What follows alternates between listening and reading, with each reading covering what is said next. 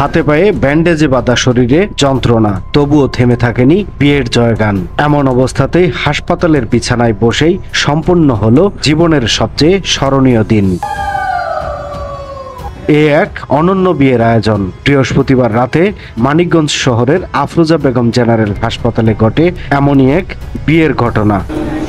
এত সুন্দর একটা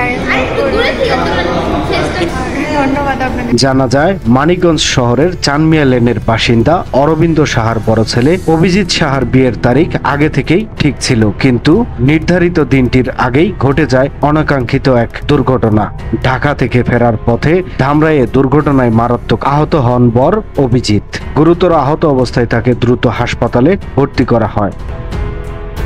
শারীরিক অসুবিধা থাকা সত্ত্বেও দুই পরিবারের সম্মতি ও হাসপাতাল কর্তৃপক্ষের অনুমতিতে বিশেষ কক্ষে সম্পন্ন হয় এই ব্যতিক্রম বিয়ের আয়োজন।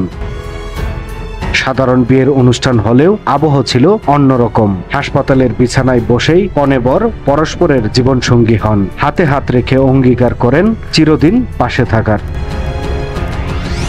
ব্যতিক্রমী এই আয়োজনটি আফরোজা বেগম জেনারেল হাসপাতালের নিজস্ব ফেসবুক পেজে সরাসরি সম্প্রচারিত হয়। দেখে মনে হয় এ যেন হাসপাতাল নয়, বরং ছোট্ট কোনো বিয়ের আসর। মানিকগঞ্জের এই ব্যতিক্রমী বিয়ে যেন দেশের অনন্য নজির হয়ে রয়ে গেল। নেট দুনিয়াতে এই বিয়ে রীতিমতো ভাইরাল হয়ে উঠেছে।